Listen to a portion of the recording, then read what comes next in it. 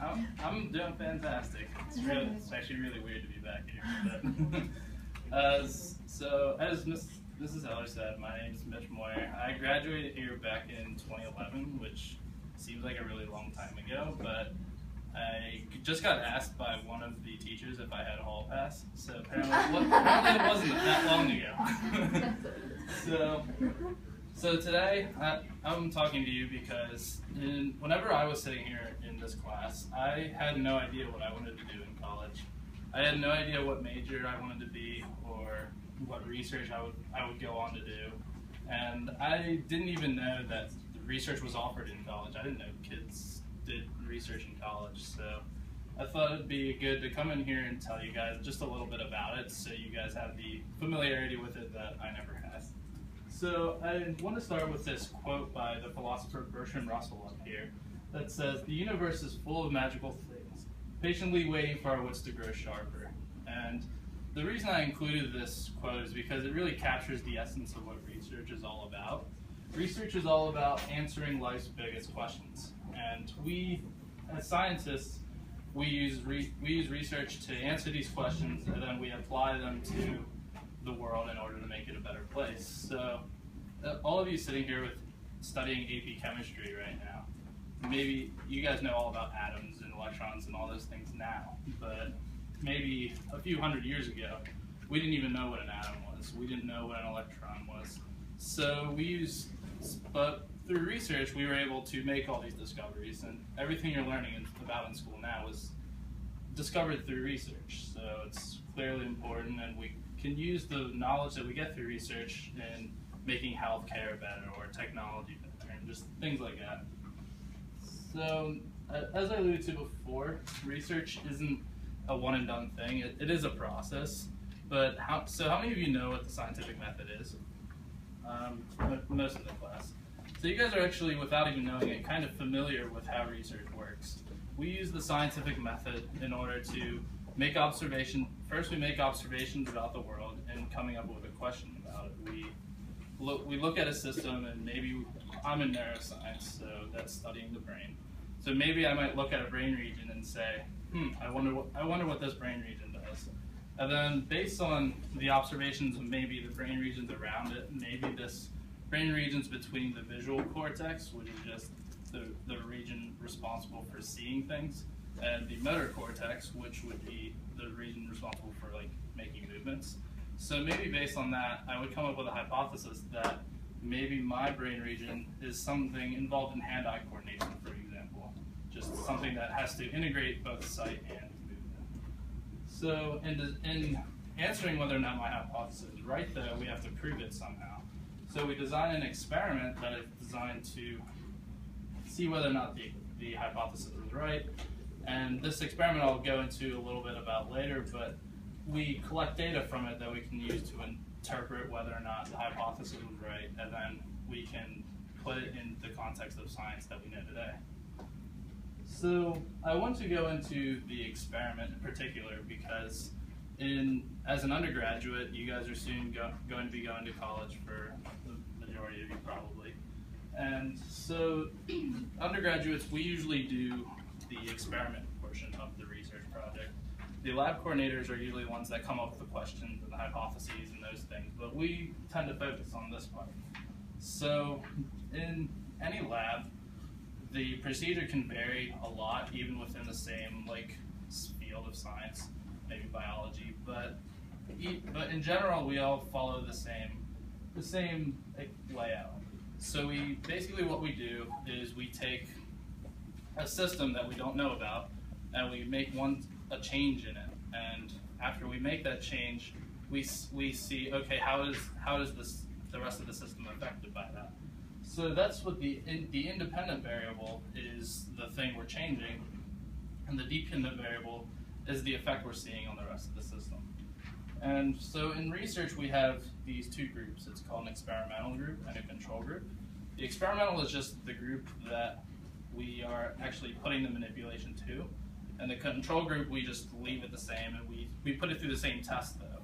So we can kind of gauge, we can make sure that other factors of the system aren't influencing our results, and we want to make sure that our system is being affected only by our variable in our experiment.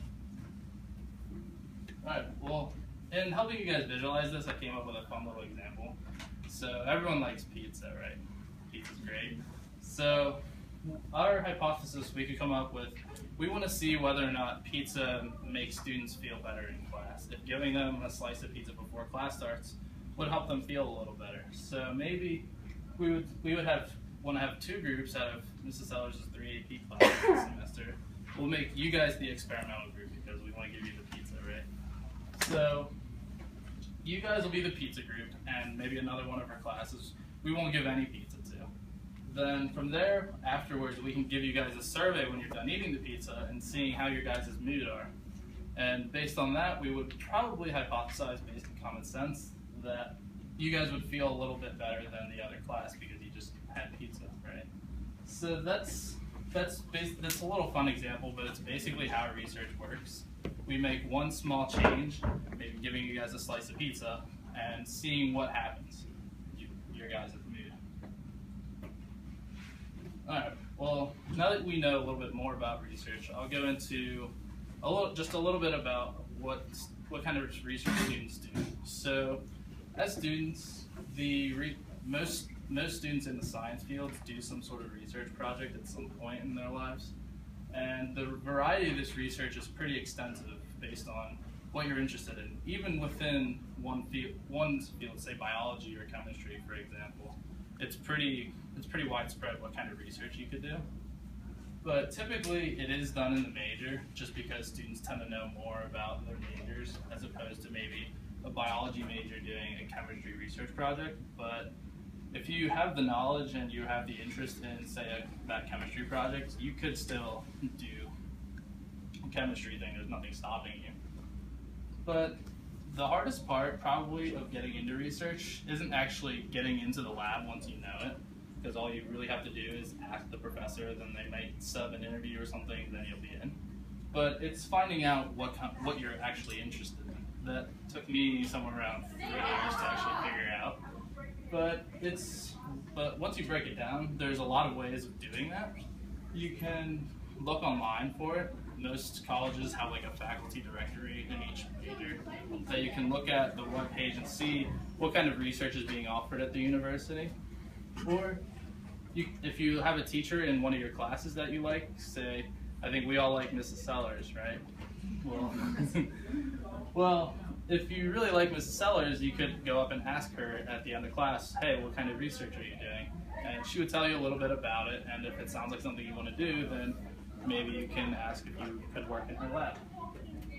Or your friends might also be doing research. So if you have a lot of friends and you don't know what you want to do, you can ask around, see what kind of research they're doing, and then you could go find out that way. Or not lastly, but this is actually the way I figured out my research interest is through a seminar class, where each week, it's a class where each week a different teacher comes in and they talk about their research to you. So you kind of get a widespread idea of what kind of research is being done at your college. So I found that really useful, and that's actually how I found mine. But there's a lot of other ways to do it. These are just kind of the generic ones that a lot of students tend to use. So now that we know a little bit about it, I want to give you an example of like what students do research-wise in class in the university. So this is going to be a little bit about my research. But before we do that, I want to give you guys a little intro into neuroscience, just so you have an idea of what I'm doing. So we all know Bill Nye, right? Everyone likes Bill Nye. Well, we also know that he has a pretty strong brain. And in this brain, you might know from your biology classes that all tissues are made up of cells, right? So the brain cells in particular, they're called neurons. And they look pretty much similar to any other cell, but they have a couple extra parts to them. They have these dendrites and this axon, which just allow communication to other cells in the brain because, as you know, the brain kind of coordinates everything, so it needs to tell the other tissues what to do. So that's how it does it. And at the end of these axons, there's these things called the axon terminals, which is the region I'm actually looking at in my lab. This is just the site where the actual communication occurs between two cells, and how that happens is one cell just releases a chemical called a neurotransmitter onto the cell next to it, and that'll change its activity a little bit and allow it to communicate with other cells and so on and so forth until you're done. But my research focuses on the axon terminal here and looking at whether or not the structure is changed by a nutrient in our diets called an omega-3 fatty acid. You guys might be familiar with omega-3s, but how many of you guys actually take supplements for omega-3s or eat fish on a regular basis? We've actually more than usual, but most people in America don't eat a lot of fish, and most people in America don't take supplements. So this project is actually pretty important because our lack of consumption of omega-3s actually has pretty big implications in heart function as well as brain activity. So my research focuses on the brain part because I study the brain in college. But omega-3s are, a low count of omega-3 is actually associated with some mental disorders, things like depression and anxiety and schizophrenia, autism, things like that. So the question that we wanted to know is how exactly is this happening? How is brain structure affected by a lack of an omega-3 in diet, like many Americans might have today? And in doing that, we had our experimental group and our control group, just like I was telling you about. The experimental group would have been the one that we had a low amount of omega-3s in, and the control we would have just had a good amount of omega-3s in that group. And from there, we could, once we have all that set up, we could isolate their brains, which these are actually sections that I had in my lab. And we could look at them under this $1 million microscope that just helps take really zoomed in pictures of the cells. And these are actually the axon terminals, like that I was telling you about in the last slide.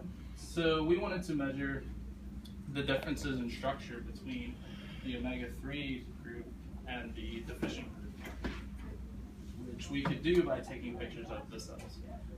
And we actually ended up finding out that there is no difference after we compared the two, but that doesn't mean that there's no effect of omega-3s in the diet. It's just not at the terminal site like we originally thought.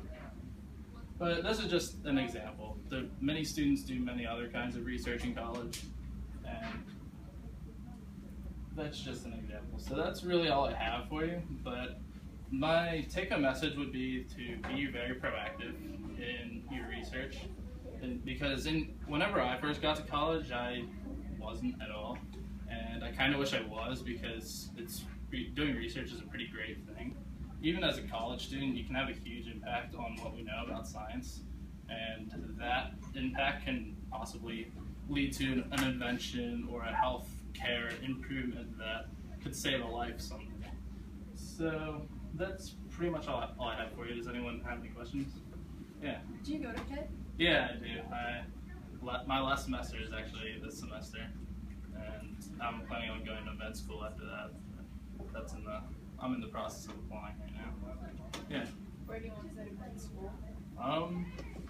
So Penn State is a great option. I also applied a couple places out in California, so San Diego and UCLA. But I think my #1 school would probably be